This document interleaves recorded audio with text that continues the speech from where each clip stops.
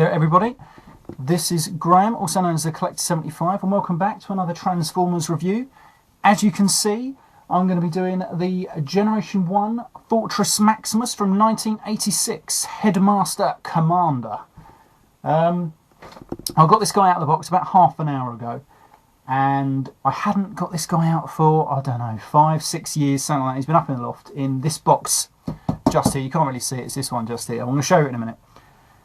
And when I got it out, my God, I put him on my shelf ready to take some pictures for the end of this video, and my God, he towers above my TV, which you'll see at the end.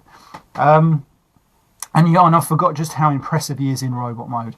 He is fantastic, especially with all his guns out and everything. He just looks the fucking nuts. And you can see why this is the one. This is probably everybody's holy grail. Yeah, what a figure. Let me take you on a quick tour. Let me pick my camera up without it turning off this time, because it did that just now. Here we go, of course. So, I'm going to start around here. This is his jail cell. And, of course, this sort of like opens and closes. You can put a small transformer in there.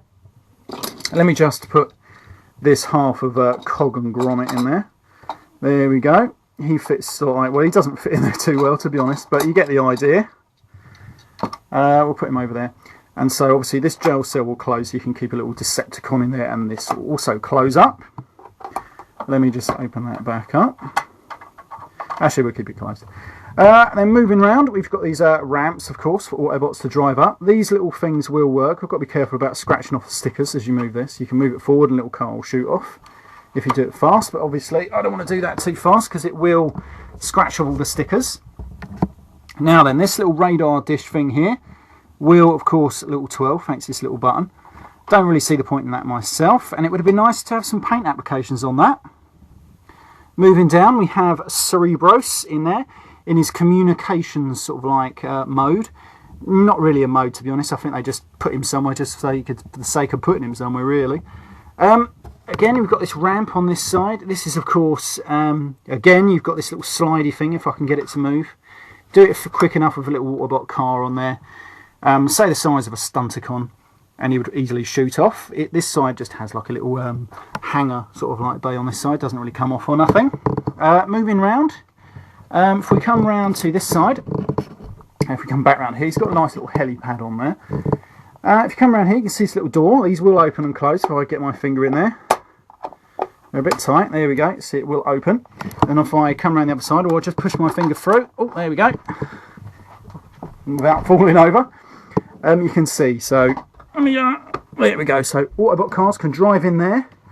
And if you pull down this little one, like that, push that into place. He has a nice little, if you come around to the back, sorry about this everybody. Trying to do this the best I can. Floor's a bit squeaky. Here we go. It's got a nice little sort of like elevator button here. As you can see, it's down in the down position. I haven't got an Autobot little car I could use. No, I haven't, unfortunately. But you twiddle with this. Goes one way. I can't remember which way you do it. It's a bit stuck at the moment. It does work. Here we go. You can see it raising. There we go. And then once you've got it in position, you push a little button. I can't remember what it is now. Oh, it's this one on the side here. Let me come around this side.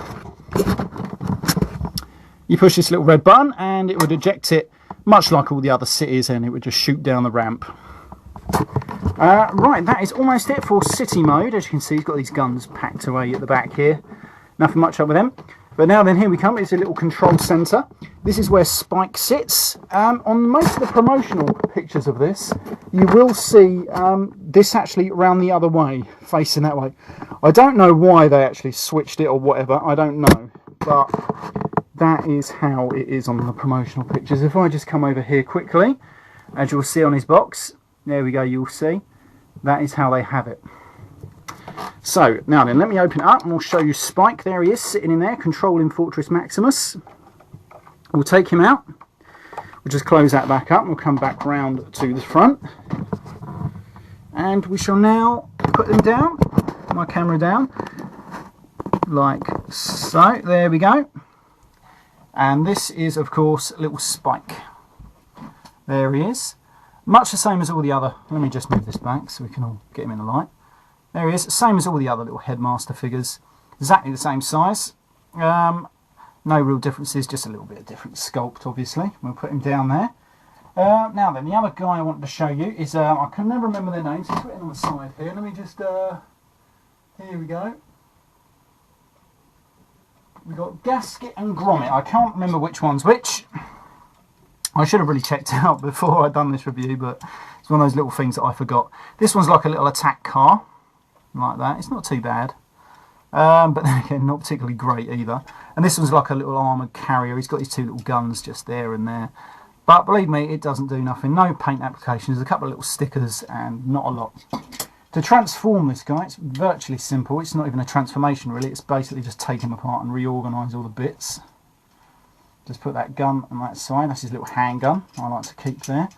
Otherwise you end up losing it. Put those little arms in on there.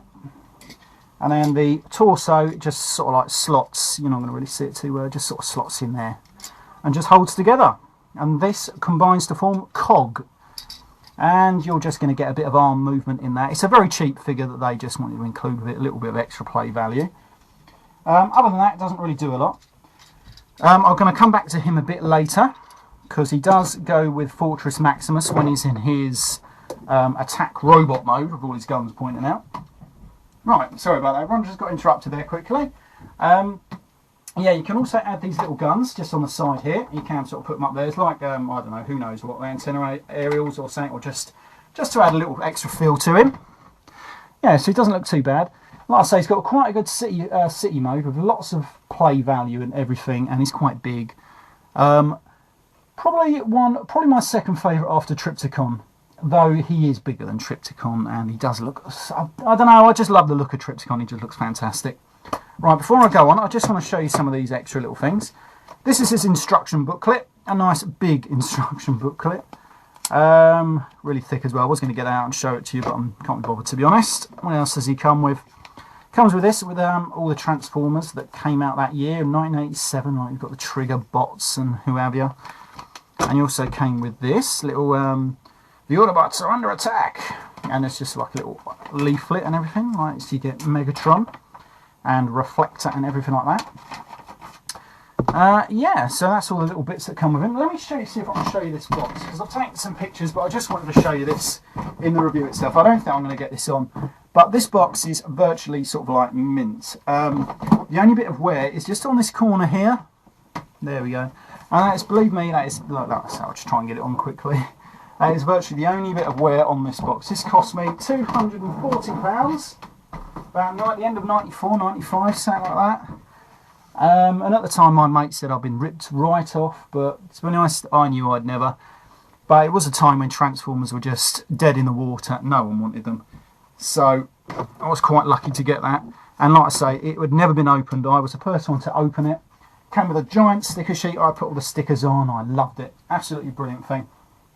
Right, so let's take this guy now to, oh my god, battle station mode. Actually, no, before I take it to battle station mode, I'm going to show you Cerebros, because I forgot about that, so I've got to take him out. This is Cerebros in his so-called communications mode, whatever you want to call it. To transform him into a robot, it's quite simple. You just pull the legs down, pull the little arms round, and flip out the little robot hands like that. And then we get Spike. And then we just transform him, much the same as all the other headmasters. Flip over the little tab that reveals the little robot face. And then that goes into Cerebros in there. And that's Cerebros in robot. And he's got a little gun as well that you can put in his hand. There we have him. You know, he's alright. He comes up to just below normal headmaster size. Let's see if I've still got my arm. I haven't got his head on now, unfortunately.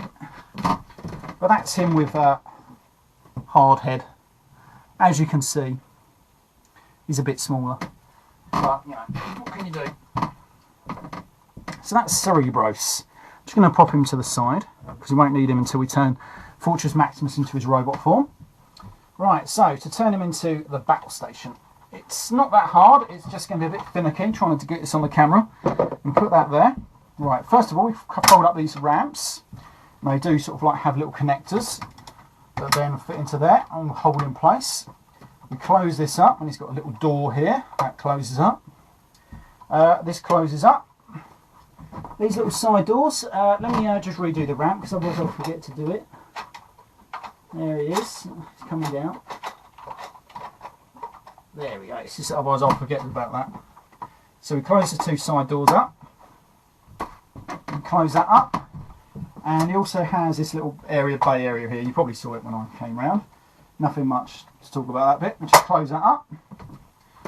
Now then, what we're going to do next, we're going to move this. This comes round to here. This folds up, and then we close that.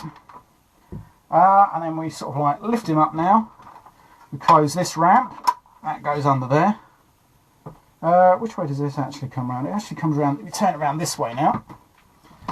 Now then, we've got to pull out these giant fucking legs, like that.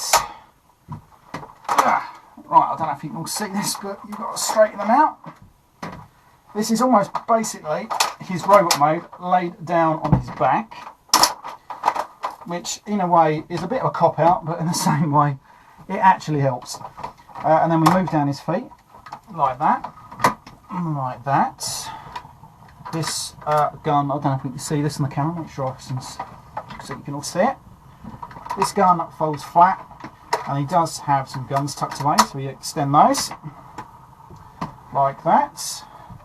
We raise these little guns, like that, and then that is basically it. We take these big guns, and we put this one on this side, that one on that side. And this is Fortress Maximus in his battle station mode. Yes, I believe that is it. If you wanted to, you can put gasket and grommet in the feet of Fortress Maximus, ready to do some attacking, like that. So we're going to put them in there, and them in there. It does hold him in there pretty well. Let me just pick my camera up, take you on a little tour. Like I say, so there's gasket and grommet in there, and we come across, and sorry about that, and then we got the guns there, and then we got the big guns, and then the little controlled sort of seat where Spike would sit, so we can have Cerebros just there. There he is, commanding this. And we just move around to the back. The back really isn't used this time. Everything's sort of like closed up, and that's about it. If you wanted to, you could have this sort of like thing positioned forward if you wanted to, but there's no real reason to.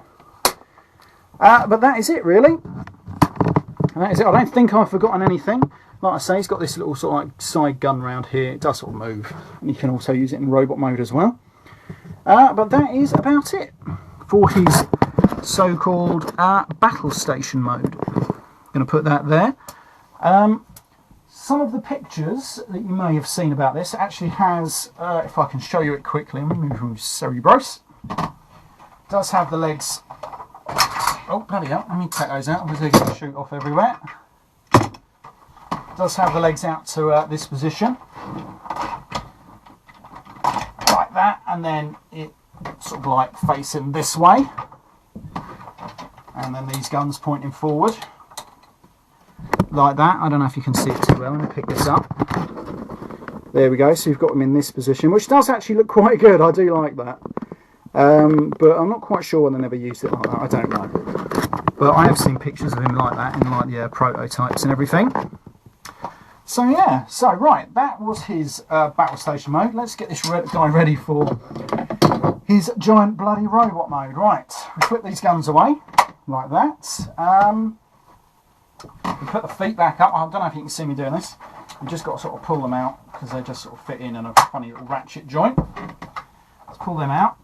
He has tons of fucking detailing all over this guy. Right, then we just fold out the legs like so. Oh, bloody hell. And like so. Right. Then we stand this guy up. He's probably completely out of bloody view now, but bear with me. See if I can angle this sort of like just up a little bit. Don't know if it's going to work, but we'll give it a go.